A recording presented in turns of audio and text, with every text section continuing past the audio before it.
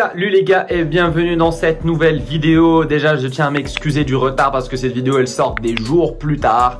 J'ai pas eu tout simplement le temps de la faire, mais je voulais tellement la faire parce que j'avais énormément de choses à dire sur ce sujet-là, sur ce sujet du Ballon d'Or. Ce trophée tant controversé qui suscite énormément de polémiques à chaque fois qu'on l'attribue à un joueur. Bon, des fois c'est à l'unanimité, ça se voit qu'il y a un seul joueur qui s'est démarqué, qui est sorti du lot, qui n'a pas vraiment de compétition, mais quand il s'agit de plusieurs joueurs qui ont fait une très bonne saison et qui sont en compétition sur ce trophée-là, bah ça suscitera souvent des polémiques, des avis. J'essaierai en tout cas de décortiquer ce qui s'est passé lundi dernier, ou plutôt ces dernières semaines, quand tout le monde annonçait Lionel Messi vainqueur du Ballon d'Or, et c'est chose faite. Messi a remporté son 8e Ballon d'Or et rentre encore plus dans l'histoire et devient le GOAT inatteignable pour moi, parce que je pense qu'on ne verra plus jamais un joueur comme Lionel Messi. Mais tout d'abord, je tiens à décortiquer petit à petit les statistiques. Voilà, on va commencer par les statistiques de ces trois joueurs-là, qui sont bien évidemment Messi, Haaland et Mbappé, les trois prétendants de ce trophée-là, de cette distinction-là, la distinction ultime pour un joueur de football qui est le Ballon d'Or. Donc on va commencer. Donc j'ai préparé mes petites fiches, hein, je l'ai fait à l'ancienne, hein, j'ai pas voulu le noter autre part. J'ai préparé mes petites fiches et j'ai préparé voilà des fiches où on voit vraiment les statistiques détaillées de ces joueurs-là. Donc je me suis vraiment documenté précisément pour voir les statistiques là. Je me suis pas fié aux statistiques qu'on voit sur TikTok, Instagram, tout ça, parce que des fois il y a des infos un peu faussées. Donc j'ai remarqué qu'il y a des infos faussées pour Messi, des infos faussées pour Mbappé, Haaland, etc. Donc j'ai voulu le faire moi-même parce que c'est très simple à faire. Il suffit juste d'aller voir les matchs en Ligue, les matchs en Coupe, les matchs en Ligue des Champions, les matchs en Super Coupe pour ceux qui ont joué, puis les matchs avec les équipes nationales, que ce soit la Coupe du Monde pour Léo et Mbappé, la Ligue des Nations pour Mbappé également, les matchs amicaux pour Mbappé, Messi et Haaland aussi pour la Ligue des Nations que j'ai oublié de mentionner. Donc on va commencer par Erling Haaland et vous allez comprendre pourquoi. Vous allez comprendre pourquoi je vais commencer par Erling Haaland. Alors monsieur Haaland, la saison dernière, alors vous pouvez aller vérifier avant de venir s'attaquer, me critiquer sur les commentaires et dire que c'est des infos un peu faussées. C'est des infos vraies, j'en suis sûr à 1000%. Monsieur Erling Haaland a joué 58 matchs la saison dernière, entre ses matchs avec la Norvège et Manchester City. Alors bien évidemment, je tiens à rappeler que j'ai compté les matchs amicaux avec la Norvège, j'ai compté également les matchs de la Nations League. Donc c'est vraiment les matchs qu'a joué Erling Haaland. Et bien sûr ceux des qualifications de l'Euro 2024 que j'ai oublié de mentionner. Ok, donc le gars, soit il marque, soit il fait une passe, mais bon, plus généralement il marque, mais 1,12 fois par match. C'est une statistique qui te permet de voir qui a été le plus décisif en soi. Passons maintenant pour parler de Kylian Mbappé. Pareil, monsieur Mbappé a joué 56 matchs, donc 2 de moins qu'Erling Haaland. A délivré 54 buts et a fait 14 passes décisives pour un total de 68 buts et passes décisives au total. Un meilleur total que Erling Haaland. Évidemment, pour un moins de matchs, il a été décisif 1,26 fois par match.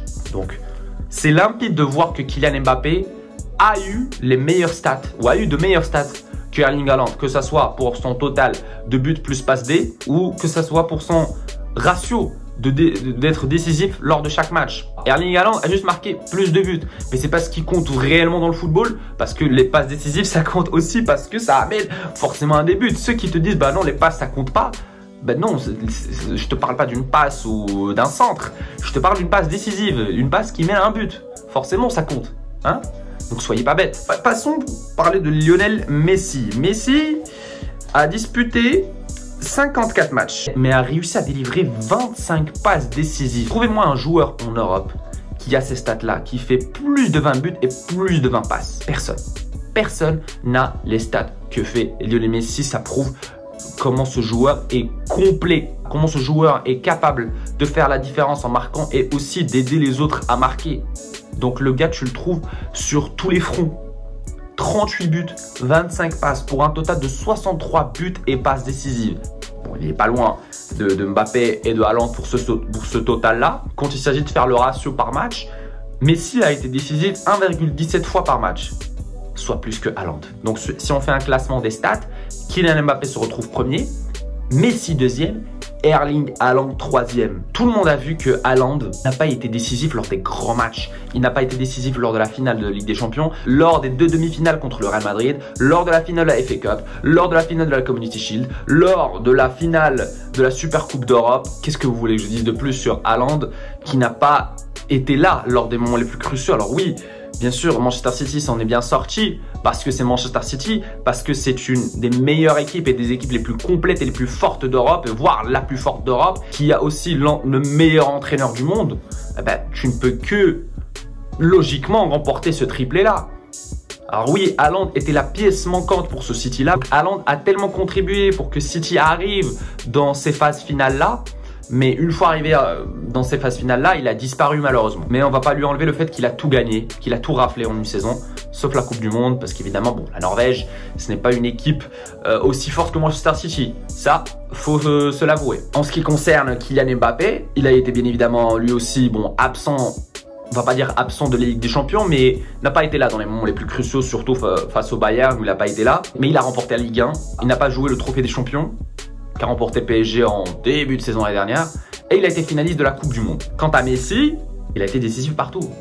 Man of the match lors de chaque match en Coupe du Monde. Faut aussi rappeler, Paris n'aurait pas remporté la Ligue 1 l'année dernière sans Lionel Messi et Mbappé. On va donner un peu de crédit à Mbappé parce que les deux là, ils ont eu un rôle très important. Et si vous allez revoir toutes les stats là donc, que j'ai mentionné de Messi, toutes les passes décisives, bah, quasi la majorité de ces passes décisives là en Ligue 1, elles ont été faites pour Mbappé. Donc tous les buts que vous voyez d'Mbappé, bah, il y en a une grande majorité qui ont été délivrés par Lionel Messi. Donc ces deux-là, ils ont porté le PSG sur leurs épaules parce que Neymar il était blessé tout le temps. Et quand on voyait l'effectif qu'avait ce PSG-là et cette dynamique d'équipe qui était calamiteuse, ce coach qui n'avait aucun charisme et aucun contrôle sur cette équipe-là, toutes les polémiques qu'il y avait autour, cette ambiance anxiogène qu'il y avait autour comme d'habitude, bah forcément ça ne mène qu'aux échecs et ça a failli provoquer ou ça va y mener à un échec colossal, c'est-à-dire que le PSG ne gagne rien lors de la saison dernière. Bon, juste un trophée des champions mais ne pas gagner la Ligue 1 parce que le PSG l'année dernière, faut le rappeler, hein, parce qu'il y en a qui ont tendance à l'oublier, le PSG l'année dernière a gagné la Ligue 1 avec 1 point de différence avec Lens.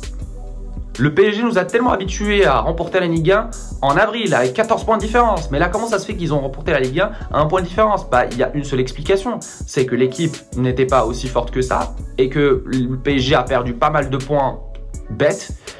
Mais aussi, il faut aussi rappeler que Messi et Mbappé, mais surtout Messi, ont contribué à ce que le PSG gagne cette Ligue 1. Et j'ai en tête un match en référence en particulier. Pour ceux qui l'ont oublié, je vais montrer des images, bien évidemment. Paris Saint-Germain, Lens, Parc des Princes. Je ne me rappelle plus quelle journée c'était, mais c'était vers la deuxième partie de la saison, vers la fin de la deuxième partie de la saison.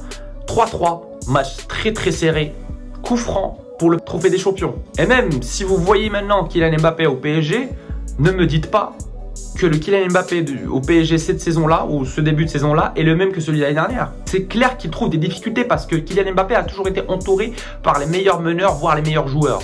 En équipe de France, pourquoi Kylian Mbappé brille tellement? Parce qu'il a un Antoine Griezmann avec lui, un Olivier Giroud avec qui il s'entend parfaitement, un Ousmane Dembélé des fois qui joue, des fois c'est Coman, ça dépend. Donc Mbappé, forcément, il ne peut que très bien jouer parce que, oui, et surtout Griezmann qui est un très bon meneur. Et qui a plus ou moins le même profil que Lionel Messi, c'est-à-dire qu'il peut marquer, qu'il peut délivrer des passes décisives, il peut tout faire. Mais bon, c'est pas Lionel Messi. PSG cette année, il a qui? Il a Ousmane Dembélé, oui, certes, Kolo Muani, Gonçalo Ramos, Asensio, alors que l'année dernière, il avait Neymar et Messi. Mais plus généralement Messi, parce que Neymar, il a été blessé pendant une grosse partie de la saison. Vous vous rendez compte du manque qu'il y a dans le PSG? Alors on verra ce que le PSG fera en fin de saison. Pour le moment, ce n'est pas vraiment rassurant, on va dire, depuis leur défaite là à Newcastle, mais on verra. Du coup, ce qui me mène à maintenant essayer de tirer une conclusion avec tout ce que j'ai dit avant. Mais avant ça, je tiens à rappeler, pour ceux qui ont tendance à l'oublier, la définition du Ballon d'Or, ou plutôt devrais-je dire les critères de l'attribution du Ballon d'Or. Alors il y en a 3. Ils sont classés. En 3e position, le fair play. Le fair play du joueur. Bon, on va pas s'attarder trop là-dessus, je pense pas que un des 3 joueurs là soit pas fair play. Bon, pour ce point là, on est tous d'accord, ils sont tous les 3 fair play plus ou moins de la même manière, donc il n'y a pas de souci là-dessus. En 2e place, les trophées gagnés. Bien évidemment, on va tous placer Haaland premier sur ce classement-là parce que bien évidemment, il a gagné toutes les compétitions où il a participé, que ce soit Premier League, Community Shield, la FA Cup, la Ligue des Champions et j'en passe. Messi, bon, il a le trophée des champions, la Ligue 1 et puis la Coupe du Monde. Et Mbappé, bah, il a la Ligue 1, seulement la Ligue 1. Le trophée des champions, bon, il n'a pas joué. Donc forcément, on va placer Haaland en premier, Messi en deuxième et Mbappé troisième. Pour l'instant, même si pour moi, même avec ce nombre de trophées-là gagnés, je placerai Messi en premier parce qu'on connaît tous l'importance d'une Coupe du Monde dans les votes du Ballon d'Or. Pour moi, une Coupe du Monde, ça vaut 3 Ligues des Champions. Mais on va quand même le placer deuxième. Mais vous allez voir pourquoi. Parce que le premier critère, et ça a été des critères qui ont été changés récemment. Je pense qu'ils ont été changés il y a 1 an ou avant que Benzema consacre son Ballon d'Or l'année dernière. Du coup, le premier critère nous dit, mot pour mot, le joueur qui a un caractère décisif lors des moments les plus cruciaux qui ont mené son équipe à être sacrée championne. Si on parle du fait d'être décisif, Erling Haaland, comme j'ai pu l'expliquer au début de la vidéo, on l'a vu disparaître lors des phases finales de toutes les compétitions où il a participé. FA Cup, Ligue des Champions, en finale et en demi-finale 2 fois. Community Shield, Super Coupe d'Europe. Kylian Mbappé, il a été décisif avec le PSG en Ligue 1. C'est en partie grâce à lui que le PSG gagne la Ligue 1. Il a été hyper décisif avec la France. Malheureusement, bon, il n'y avait qu'un seul gagnant dans cette finale. Quant à Lionel Messi, décisif avec le PSG en Ligue 1, beaucoup décisif avec le PSG en Ligue 1, décisif avec l'Argentine en cette Coupe du Monde. Moi personnellement, c'est un avis personnel, mais j'ai rarement vu, ou peut-être c'est pour moi une des meilleures performances individuelles lors d'une Coupe du Monde. Je la place avec des performances de Maradona et Pelé, parce que ce qu'a fait Lionel Messi dans cette Coupe du Monde est tout simplement grandiose. Grandiose. Ne me dites pas que cette équipe, l'Argentine-là, a un meilleur effectif ou un meilleur étendue de talent que l'équipe de France. Quand vous voyez l'équipe de France et les joueurs expérimentés qu'elle avait, et que tu les compares avec ceux de l'Argentine, tu dis, il y a un souci. Et le souci, c'est que Messi a su fidéliser ces joueurs-là, les mutualiser et créer un groupe homogène et faire en sorte d'être lui le leader de ce groupe-là, parce qu'ils lui faisaient tous confiance et parce qu'en même temps, Messi faisait briller ces joueurs-là. Chose que l'Argentine avait un problème lors des années passées, c'est que on misait tout sur Messi et forcément la présence de Messi ne te met pas en valeur. Sauf qu'à ce moment-là, Messi a réussi à lever et surélever ses coéquipiers vers le haut, et ce qui a conduit forcément cette équipe d'Argentine au sacre final. Parce qu'en équipe de France, ne me dis pas que des Olivier Giroud, des Kylian Mbappé, des Antoine Griezmann, des Ousmane Dembélé, des Kingsley Coman, des Kamavinga, Tchouaméni, Lucas, Théo Hernandez, Pavard, tous ces joueurs-là, tout cet étendu-là d'effectifs soient meilleurs que des McAllister, Enzo Fernandez, Julian Alvarez. Bon, Di Maria, il est expérimenté. Acuna, Montiel.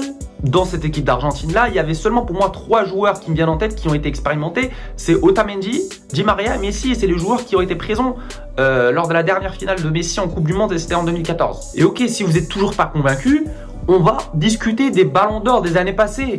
Sur le ballon d'or de Karim Benzema 2022, il n'y a rien à dire. Ballon d'or 2021 Messi, c'est le même débat que celui-ci, mais il n'avait aucune compétition à côté. Alors il y en a qui parlaient de Benzema, Lewandowski, mais ce n'était pas suffisant pour parler de ce qu'a fait Messi, parce que Messi a remporté cette année-là la Copa América. Benzema et Lewandowski n'ont rien remporté avec l'équipe de France. Donc ça a pesé sur la balance un petit peu. Et vous le savez très bien. Vous le savez très bien quand il s'agit d'années où il y a l'Euro, Copa América, Coupe du Monde, ça pèse énormément dans les votes. 2020, bon, 2020 c'est dommage, je l'aurais donné à Lewandowski. Bon, je n'ai pas compris pourquoi le Ballon d'Or n'a pas été attribué lors de cette année-là. 2019, sans aucune discussion, Lionel Messi, il a été au-dessus. Statistiquement, il a porté une équipe du Barça qui était amoindrie, affaiblie. Il leur en manquait un peu de chance face à Liverpool dans cette demi-finale. Il n'a pu rien faire tout seul, il ne peut pas défendre, il ne peut pas être gardien. C'est normal. 2018, Luka Modric. Alors, je tiens à rappeler en 2018, celui qui avait les meilleures stats, quand je dis meilleures stats, c'est-à-dire meilleur buteur dans cette année-là qui a gagné sous les d'or, c'est Lionel Messi. Et c'est lui qui avait le meilleur stats que tout le monde, le plus de trophées que tout le monde. Et pourtant, il a fini 5e au Ballon d'Or. Pourquoi? Parce qu'il a fait une mauvaise Coupe du Monde. Voilà, je vous dis que la Coupe du Monde, elle pèse énormément sur les votes du Ballon d'Or parce que Modric, c'est pour ça que Modric a été premier. Et c'est pour ça que même Cristiano Ronaldo n'a pu rien faire parce que, bon, il a été bon lors des phases de groupe, le Ronaldo, mais une fois sorti des phases de groupe, il a disparu. 2017, sans aucune discussion, Ronaldo qui a été monstrueux partout, statistiquement, et a remporté tous les trophées possibles et imaginables. 2016, pareil. 2015, Messi remporte le triplé et a les meilleurs stats. 2014, Cristiano Ronaldo, pareil, remporte avec des champions, a les meilleurs stats. 2013, beaucoup de monde disent pourquoi Ribéry n'a pas gagné le Ballon d'Or. C'est un vol, France Football, un vol, la FIFA. Mais Ribéry ne mérite jamais le Ballon d'Or. Jamais. Si on avait donné le Ballon d'Or à Ribéry, alors qu'est-ce qu'on aurait dit sur un Thierry Henry et sur d'autres légendes françaises qui sont passées avant? Je suis désolé, ne dites pas n'importe quoi. Cette année-là, Franck Ribéry était dans une équipe All-Star du Bayern. C'est comme Erling Haaland aujourd'hui, mais un peu différent parce que Haaland, il a quand même des stats monstrueuses. Mais Ribéry n'a pas les stats qu'avaient Ronaldo et Messi lors de cette saison-là, qui malgré le fait que Ronaldo soit sorti de cette saison-là sans trophée, a quand même fait tout son possible pour gagner cette Ligue des Champions avec le Real, cette Liga, etc. Ils ont gagné une super coupe cette saison-là. Et aussi, j'ai oublié de mentionner, en 2014, on ne pouvait pas le donner non plus à Manuel Neuer. Même si bon, il a gagné la Coupe du Monde, des fois... Alors oui, quand je dis la Coupe du Monde, parce qu'il faut comprendre plusieurs choses. Quand je dis une année Coupe du Monde, alors forcément, on va voir l'équipe qui a gagné la Coupe du Monde, c'est-à-dire en 2014, l'Allemagne, forcément, on va le donner à un Allemand, non. 2018, la France, forcément, on va le donner à un Français. Les personnes qui disaient Varane méritait le Ballon d'Or, tirez-vous une balle dans la tête, je suis désolé, arrêtez de regarder les foot. Varane, Ballon d'Or 2018, mais vous avez craqué. À la limite, on peut discuter sur Griezmann ou sur Mbappé, mais Varane, pourquoi? Parce que oui, il a remporté la Ligue des Champions, il a remporté la Coupe du Monde, et ça veut rien dire. Ça veut rien dire. Nous, on parle du caractère décisif d'un joueur lors des compétitions les plus importantes. Modric a eu ce caractère décisif-là. En tant que capitaine de cette équipe de Croatie, il s'est démarqué en tant que le joueur qui a tout fait, que ce soit avec le Real ou que ce soit avec l'équipe de Croatie. Cristiano Ronaldo a fait ça en 2014 aussi. On ne le donne pas à un Allemand. Pourquoi? Parce que l'Allemagne a gagné en tant que collectif, a gagné en tant qu'équipe. Pareil pour l'équipe de France en 2018, parce qu'à chaque match, tu avais un joueur qui se démarquait et qui faisait la différence. Tu avais un match qui avait Mbappé qui faisait la différence. Tu en avais un autre, c'était Griezmann. Un autre, c'était Umtiti. Un autre, c'était Varane. Tu en avais un autre, c'était Pogba. Et j'en passe. Lors de chaque match, on avait un joueur qui sortait du lot. Tu avais Pavard aussi qui a été décisif. Pas comme en 2022 où Mbappé a tout fait pour la France. Donc c'est un peu différent. Et puis en 2014, bon, en Allemagne, tu peux pas me citer un joueur qui a tout le temps fait la différence. T'en avais des fois que c'était Klose, des fois c'était Müller, au final c'était Götze, des fois c'était Neuer, des fois c'était Hummels. Vous voyez, il y avait à chaque fois un joueur qui sortait du lot. Pas un seul joueur qui portait son équipe sur ses épaules. Donc on va pas aller plus loin dans les ballons d'or parce que je pense que vous avez compris. Si vous avez un minimum de QI footballistique, vous devez avoir compris. Mais ça m'attriste tellement de voir qu'il n'y a que en France qu'on a cette sorte d'amertume envers Messi. Je peux comprendre parce qu'il a eu un passage assez houleux au PSG et puis ça a été aussi le joueur qui a été derrière cette élimination de l'équipe de France et cette finale perdue en Coupe du Monde. Donc en soi, on est tous d'accord que Messi, la France, ça n'a jamais collé. Parce qu'en France, on ne mentionne même pas le fait que Mbappé mérite le Ballon d'Or. Parce que moi, Mbappé mérite déjà d'être en 2e place plutôt que la 3e. Ça, c'est mon avis personnel. Parce que je ne vois pas vraiment Haaland être meilleur qu'Mbappé lors de cette saison. Très clairement. Mbappé mérite d'être 2e. Juste pour tout ce qu'il a fait avec l'équipe de France lors de la Coupe du Monde. Lui et Messi, ils étaient côte à côte. Ils étaient sur le même niveau cette saison-là. Haaland, pour moi, il a été un petit peu moins bon. Donc je le place en 3e place. Mais moi ça me fait rire cette hypocrisie qu'on a seulement en France, que tout le monde dise Haaland mérite ce Ballon d'Or, c'est un vol, Haaland le mérite, c'est un vol, c'est un vol. Admettons si maintenant la France avait gagné cette Coupe du Monde, vous aurez donné le Ballon d'Or à qui? À Kylian Mbappé. Pourquoi? Parce que tout le monde aurait dit à l'unanimité que Mbappé mérite ce Ballon d'Or là, il a tout fait, il a tout remporté, nanani, nanana. Ce qui prouve encore une fois que la France a un problème avec Lionel Messi. Voilà. Bah voilà, tout simplement, c'est tout simple à voir quand on est tellement bon qu'on commence vraiment à douter, à commencer à détester ce joueur-là. Et ça me rappelle aussi, je vais faire un petit aparté sur le tennis parce qu'aujourd'hui Novak Djokovic est considéré comme le meilleur joueur de tous les temps, celui qui a tout gagné, il gagne tout le temps, il n'arrête pas de gagner. À 36 ans, il est encore là. Et moi personnellement, en tant que fan de Roger Federer en absolu, oh, ça m'agace de voir Djokovic gagner tout le temps. Parce que ce n'est plus fun, ce n'est plus amusant de voir gagner et de voir massacrer tous ses adversaires tout le temps. Vous voyez ce que je veux dire? Quand tu es tellement bon, quand tu es le meilleur, forcément tu auras des gens qui seront là à dire que tu le mérites pas, que c'est un vol, que c'est ci, que c'est ça. Et puis aussi, ce qui me rend aussi fou, c'est qu'il y a des tweetos aujourd'hui qui sont assis dans leur petite chambre avec leur petit slibard, qui prétendent savoir ou s'y connaître au foot mieux que tous les experts qu'on a vus à la télé, que ce soit des Thierry Henry, des Michael Owen, des Gary Lineker et des Rio Ferdinand, des gens passent, à dire que ouais non, Messi c'est un vol. Alors que tous ces gars-là que j'ai cités, et même citerai même les joueurs de City qui l'ont avoué, tout le monde à l'unanimité, tous les experts du football ont avoué que Messi mérite ce ballon d'or, sauf Luis Van Gaal. Mais on sait pourquoi. Et j'ai l'impression qu'aujourd'hui le foot prend une tournure un petit peu dégueulasse, j'ai envie de dire, parce que ça devient, à mon avis, comme la politique. Parce que tout le monde commence à avoir son mot à dire sans forcément s'y connaître dans ce domaine-là. Et ça crée beaucoup de débats inutiles, bêtes, qui décrédibilisent, à mon avis, ce sport-là. C'est dommage. C'est dommage. Pour revenir sur Lionel Messi, il y a aussi une petite statistique qu'on a tendance à oublier, c'est que Messi a été intemporel. Messi a été intemporel. On n'a jamais eu un joueur qui a remporté un ballon d'or lors de 3 décennies. Vous vous rendez compte? Un joueur qui a été au sommet lors de 3 décennies. Vous pouvez parler de Ronaldo qui marque beaucoup de buts, qui est encore là. Mais bon, il s'est exilé en Arabie Saoudite. Il n'a pas fait ce qu'a fait Messi en Coupe du Monde. Vous voyez ce que je veux dire? Messi a été intemporel. Et ça me rend fou que ce gars-là, à 36 ans, soit encore en compétition, en concurrence avec des joueurs qui sont censés être à leur prime. Je parle bien évidemment de Haaland et Mbappé. Messi, quand il avait leur âge, et surtout Ronaldo et Messi, quand il avait leur âge, c'était des statistiques effrayantes. Donc malheureusement pour eux, je pense que déjà aujourd'hui, ce qu'ont fait Messi et Ronaldo dans le football, ça ne va jamais se reproduire. Plus jamais. Hein. Déjà, pour être le footballeur ultime pour moi, il va falloir essayer de se rapprocher de ce qu'a fait Ronaldo, c'est-à-dire 5 ballons d'or. Bon, s'il y en a qui arrivent à se rapprocher de cette statistique-là, chapeau, parce que déjà, c'est presque impossible.